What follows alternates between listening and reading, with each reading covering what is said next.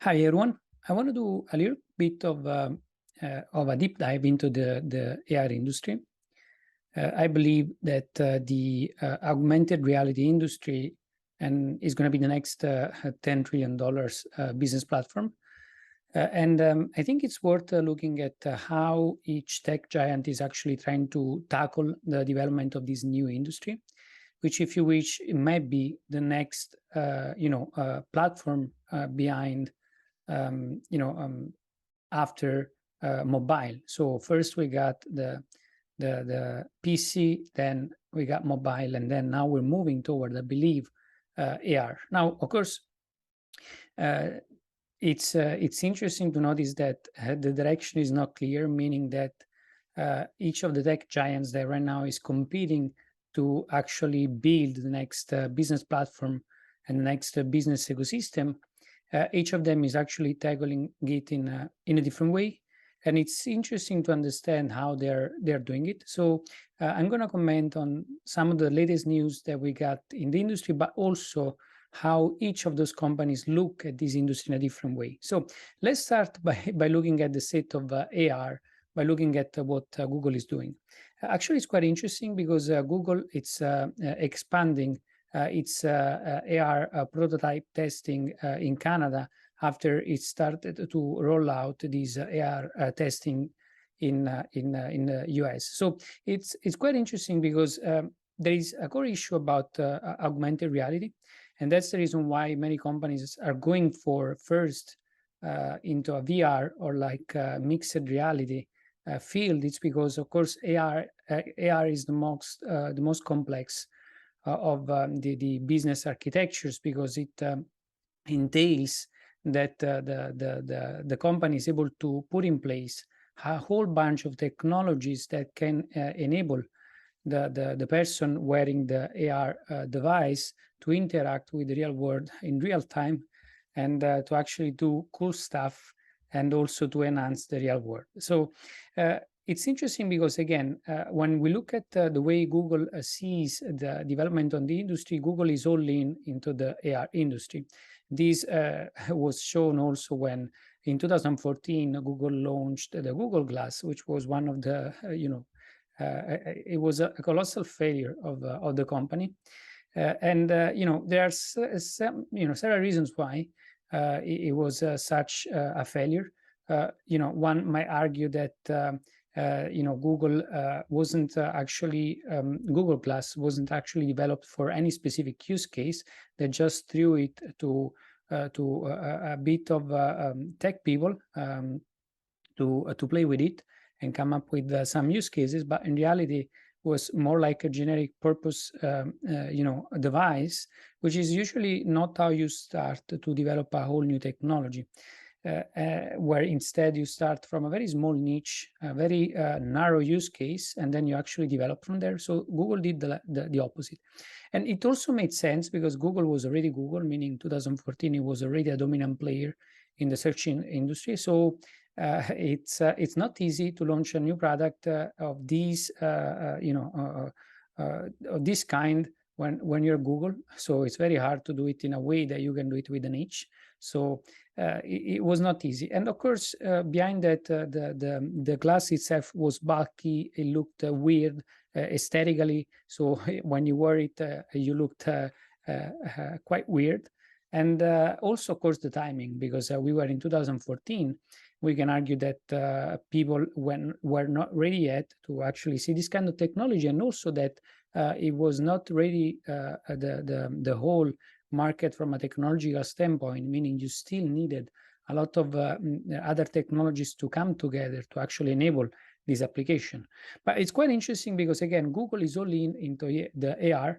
Right now, for instance, one of the applications that Google might use to enter the airspace, it might be like instant translations, or the ability of people to actually have the speech on a glass, also for accessibility. And I think it's a great use case because usually when you make a new technology accessible, meaning that you make it viable for for also impaired people, I think it's a great opportunity, because then this technology becomes valuable for a much large number of people. Now, the question is, will Google be able to actually develop the hardware for the AR? Now, Google didn't show really a track record in being able to develop a device and hardware that people want. Of course, this has been a little bit flipped upside down in the last period, with finally, a set of launches that Google has done, especially on its Pixel products that look much cooler. But it's also worth to remember that these hardware, this set of hardware products, wasn't really the expression of the internal Google team. Instead, this was especially the fruit of acquisition in 2018 of over $1 billion of the HTC division, which dealt with smartphones. So the question is, will Google be able to actually develop a very cool hardware technology for AR? And we might argue that the internal team might be ready, or for instance, that Google might use an acquisition to do that. In any case, Google is going to be all in into AR. Why? Well, because actually it's first of all quite interesting for Google in terms of continuity with its core business model. Because if you think about it, the AR device is going to be a device that interfaces with the real world. It can be used for search. Even more, it can be used actually to give you instant information on the fly, and Google right now is able to do that with AI algorithms. So you don't need to search for anything. It will just adapt based on the environment around you. And actually, if you ask me what's one of the coolest app that we have today, I think is Google Lens. Google Lens is an app that enables you to do a lot of things in AR with your smartphone. Of course, right now is not comfortable to use from a UX standpoint, your smartphone to leverage on Google Lens. I think instead, if Google Lens comes built into your glasses, then things might be much more straightforward. And the interesting part is why so many tech giants are trying to pursue AR. It's because AR is viable both on an enterprise and B2B level, where you can enable productivity on many fields. But on the other side, it's also viable at consumer level, because AR devices are quite well coupled with e-commerce applications. That's pretty much it for the Google standpoint. Now, if we look at Meta, right now it's interesting because just a couple of weeks back, Meta launched its latest Meta Quest Pro, which is a device that is sort of a successor of the Oculus, which then was rebranded as Meta Quest. It's interesting because right now, Meta is trying to move away from the gaming use case, actually not move away, but go behind the gaming use case. Because if you know, and if you follow a little bit of the whole discussion around VR, Meta has been betting like billions of dollars into VR, and that's what got it also into trouble right now, because the company, threw at least $15 billion in metaverse efforts, and this is not something that is going to return right on. It's going to be something that probably is going to be working 5-10 years. So what's Meta doing?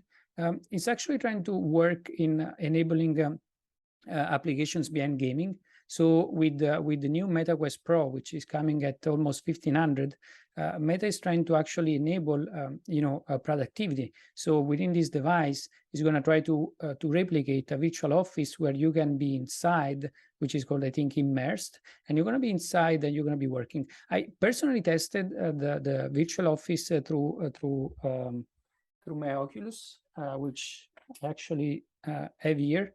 And personally, I didn't find it. I found it quite draining, meaning that you can work at least with the Oculus experience, you can work within the VR immersive experience for an hour or 2 hours, but after that you're really burned. So either you shorten your sessions of working, or otherwise, honestly, at this point, I don't think it's going to be viable. But of course, I will need to test also the other mixed reality headset to actually tell you what's going on. And the interesting part is that Meta right now has partnered with Microsoft to bring some of the Microsoft applications for work, like Teams, into the virtual reality world. This shows this unusual partnership between Meta and Microsoft actually shows the kind of fear, but also feeling that those companies have against the other duopoly of mobile pipelines, which is Apple through iOS and Google through Android. So meaning right now, Meta and Microsoft partner up to build their own version infrastructure for the virtual world, because they know that in order for them to still be alive in 10 years time, 10, 20 years time, they need to be there. Now, another interesting piece of news. So before we move forward, of course, here the point is Meta has bet everything on VR, but at the same time, it has realized that while it is sinking billions of dollars into VR is not going to be viable from a commercial standpoint until like in the next 5-10 years. And if it takes so long with the advertising machine of Facebook, which is getting crashed right now, of course, the risk is that Meta might go bankrupt, in a few years' time.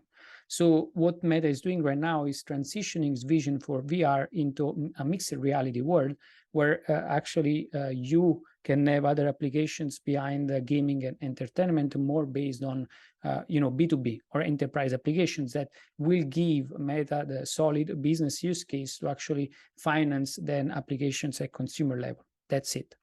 Now, another interesting news is about ByteDance. If you know ByteDance, this is the company, the Chinese company that actually owns TikTok. And if it wasn't enough that TikTok is actually killing and eating the lunch of Google or Facebook, now ByteDance also came up with a new VR device, as I think he bought this company, which is manufacturing a VR device called Pico. Right now, we are at the 4th generation of this Pico VR headset. The interesting thing is actually in 1 month alone online sales in China, actually ByteDance has sold 46,000 of those devices. It's massive. Now, if I were like any of the tech giants running for building the next AR pipeline, I would be extremely worried, because ByteDance is not a small startup. It's a huge company. It's worth over 100 billions. If not more, actually. It's growing very, very quickly, also thanks to the ad revenue generated by TikTok, which is growing extremely quickly. But it's a company who has many billions of dollars to invest in R&D. And it has such a war chest that is going to be able to actually one of the few tech companies, able to play on the same level field of Meta, Google, Apple, and Microsoft, while at the same time, though, it has a key advantage. ByteDance has an preferred access to the Chinese marketplace, to the Chinese market, and the Chinese consumer market. It's extremely interesting because probably it's one of the most interesting markets behind the US. So it's a market where if you have access to it, so you are allowed by the government to actually access to it, you can develop iteration of a product extremely quickly, and you can come up with a business platform very, very quickly. So this is going to be very interesting to look at. Now, if we look at instead at Apple it's ramping up its AR efforts. Of course, right now Apple knows that its mobile pipeline driven by iOS and the Apple marketplace is not going to be lasting forever. And right now, Apple is making a huge amount of money into its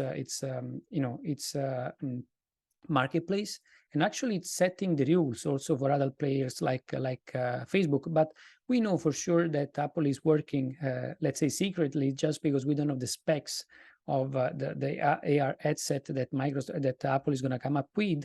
On a sort of mixed reality probably project, where the first version, it might be something more like a ski goggle that is going to have a certain feature and is going to be very interesting. Also here, it might be priced very high initially, and then after Apple is going to go lower and lower. Indeed, though, it's very important to highlight that Apple has always had a strategy with high priced, so very expensive products. So I wouldn't expect necessarily to the Apple goggles and the Apple smart glasses to be cheap.